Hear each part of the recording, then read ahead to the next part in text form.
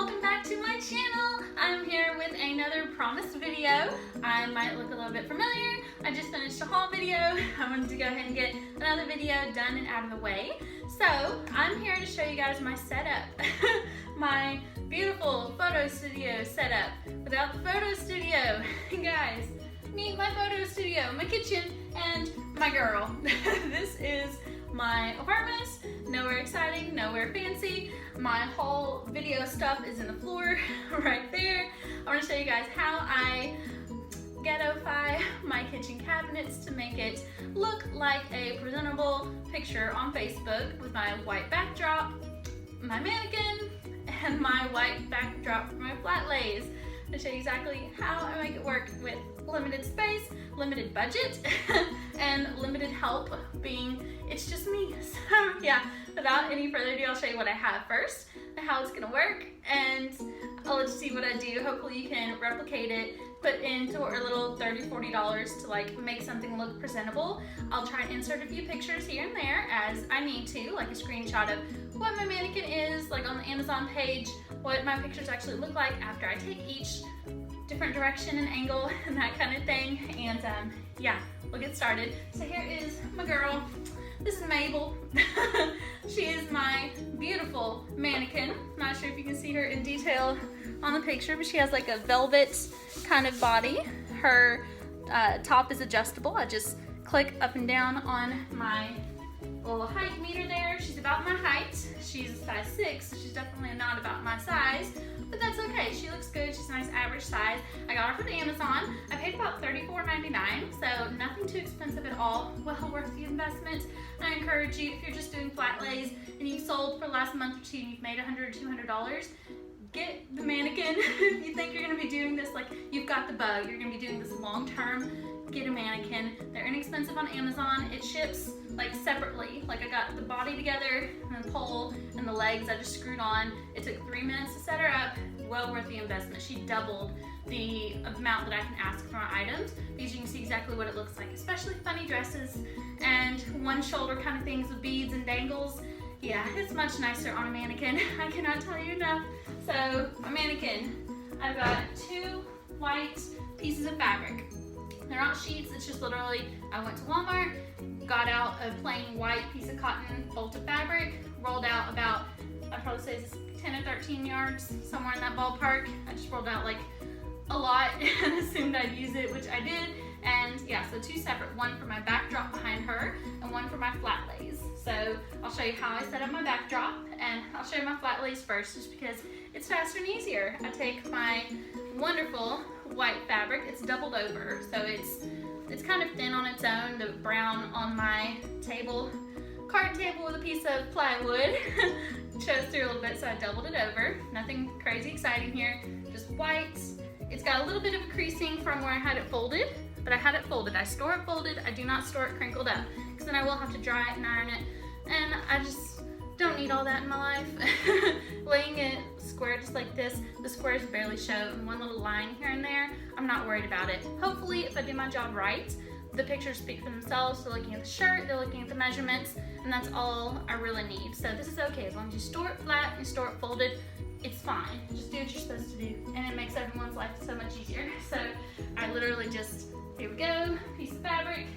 This is a card table, just a little fold-out card table, and a piece of thin little plywood. My husband made it for me to make my space on the little card table a little bit bigger. Laying it flat, long ways, so I can lay the item long ways, easier. It's just easier to maneuver, but you can do how you want to do. And I literally just, yay so, fold it flat like I'm making a table, spread it out a little bit, and if you can see, there is my flat lay table. So that is that. And then next is Mabel's backdrop here. Move her out of the way a little bit so you can see. I have 2 fabulous bar stools. This is how my backdrop gets set up. I have my clothes, my cloth, whatever. 2 hair clips from the Dollar Tree. Don't buy them at Walmart, they're twice as expensive. Just a regular little claw clippy. 2 of those. I move my placemats out of the way, and up the bar stools go. Up about yay high. All I need it to be is higher than Mabel. That's what I'm going for. They don't have to be up to the ceiling. They can't be shorter. As long as they're as tall as Mabel, we're good. So I just move my bar stools up. Take my fabric and just open it up. Nothing crazy. I do my bar stools about as wide as the fabric. So I have plenty of overlapping space for my pictures. And yes, it is that simple. I take my hair clip and clamp it to the leg of the bar stool, and it holds my sheet up. So pull it down a little bit so where it's not too much overhanging. That's side one. I'm having a lot of fun doing this. As you can tell, hopefully I inspire someone else to ghettoify their kitchen and make themselves a nice, bright backdrop area. The best part of it is that there's walls all around my apartment. Walls, windows. Yeah, it's a little early, guys, can you tell? There's windows all around, so it's all natural lighting. And if you can see the brightness of the white sheet, it's literally white cloth, and that's it. So here's my backdrop. And then my sheet extends a little bit onto the carpet. Move some of my haul bags out of the way. Okay, so I'm just kind of pulling and tucking to make it a little more flat. Straightening it out a little bit. And I'll show you guys the finished product in a second. I'm just opening this up as much as it'll go, so that I have as much white area as possible, so I can get multiple angles. Here goes Mabel. There goes her backdrop. And yeah, I just pull her forward a little bit so that when I'm getting my picture, it's all white behind her. Or if I'm doing like a skirt, I can back her up. Or if I decide I need the full neck down, I can just go back and put something under my bar stools and raise the height a little bit, which I might do that in this one because I have a lot of tops. So I'm gonna find something to lodge under the bar stools and raise them up a little bit. Not a big deal, but what can I use? What can I use? I'll figure something out. I might do,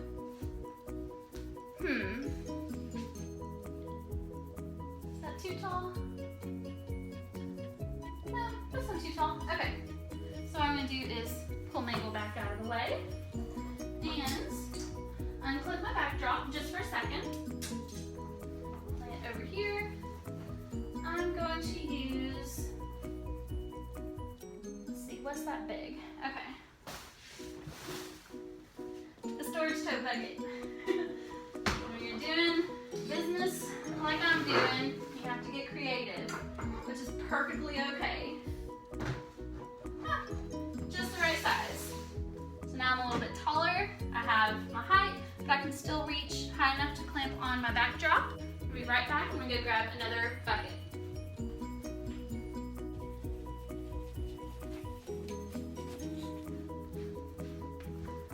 Alright, I got another bucket. So as you can see the difference in the height. I don't know if you can tell from there. The height difference from this stool to that stool. Obviously it's another 1.5 foot difference. A little bit extra height for my background. And there we are. Okay, so back to my hair clips. Back with my backdrop. And just clipping one at a time onto each leg. Clip there. Just hold it up a little bit so it doesn't pull itself off. Once you have them both clipped, they're pretty sturdy. I'm just clipping enough. I don't know if you can tell, I'll do the close up here in a second. I just pull them far enough apart that they're just tight, but not too tight. I'm just kind of flattening out the bottom. And here she goes. And that's my backdrop. So I'm gonna give you guys a quick little close-up tour of what it looks like. Here is my bar stool number 1 with the hair clip, and bar stool number 2. and hair clip. Then the bottom looks just like that. So you have a little bit of an overhang. There's plenty of space for a picture, and then my table. So yeah, that is my backdrop. All right, now that we've got everything set up, I'm gonna actually do a few pictures and show you exactly what I do, how I do, and why I do it. Sometimes that's more important than just seeing someone do it a couple of times. The logic behind it helps tremendously. So I'm gonna go grab a tape measure. That's number one important to me, because measurements, if I include the tape measure photo in every picture, then there's no disputing if something's this size or that size or too small or whatever. Picture's in the proof. So let me grab my tape measure and we'll get started.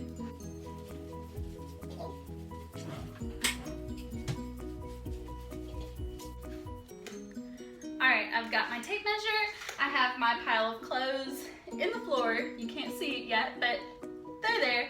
And I'm gonna go ahead and get started. I'm gonna put together a top on my mannequin, and I'll show you how I do my pictures, how I do my flat lays, and yeah.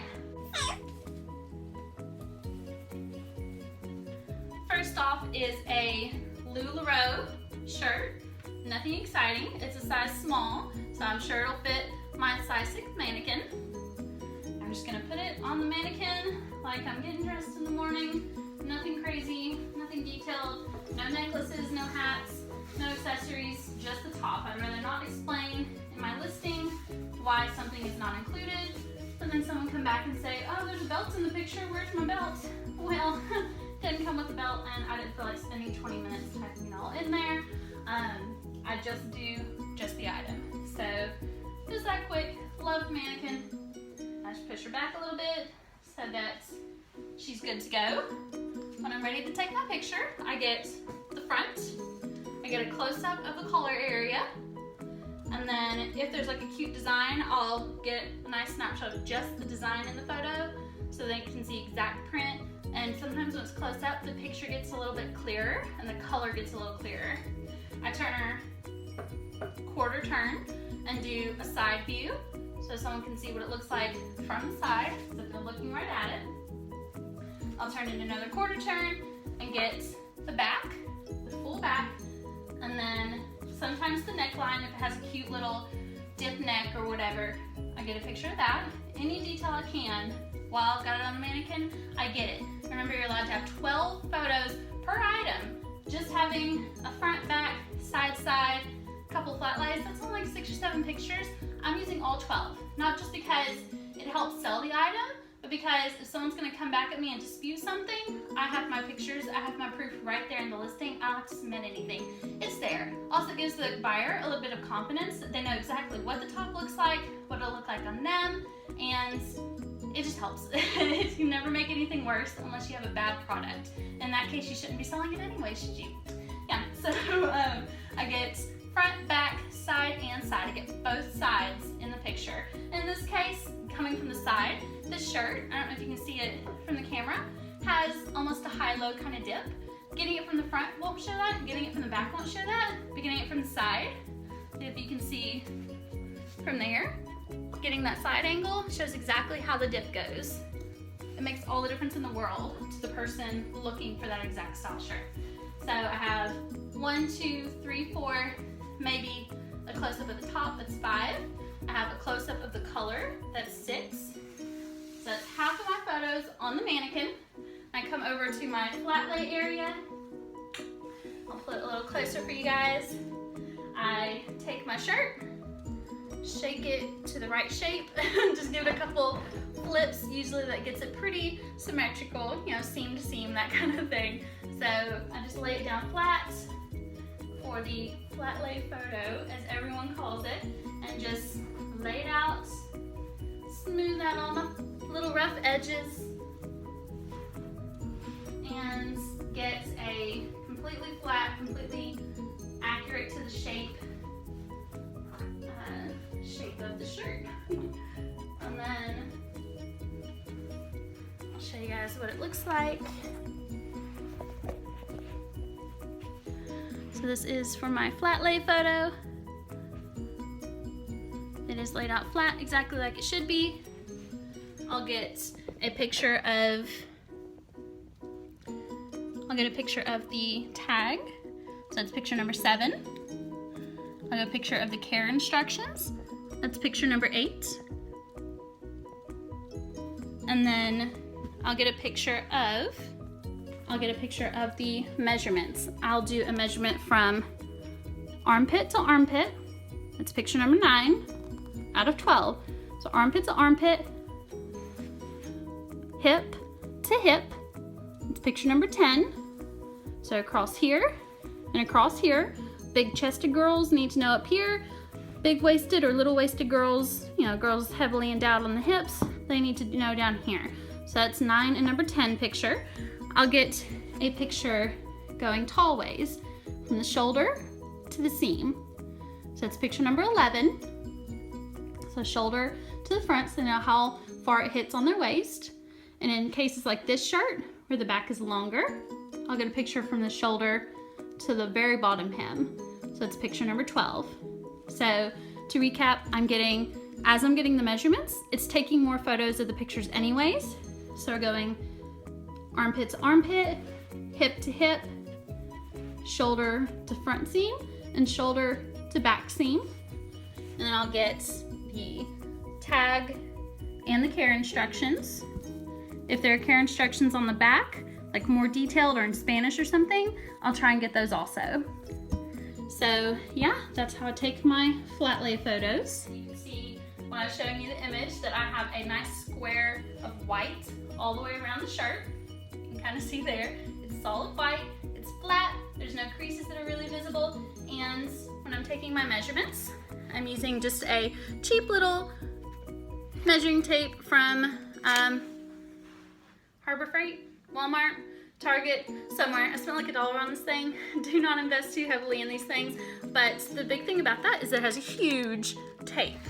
So it's bright, it's fluorescent, the numbers are bold and dark, and compare the size of my hand, it's large. When you show it in the pictures, the numbers show up crisp, they show up detailed, defined.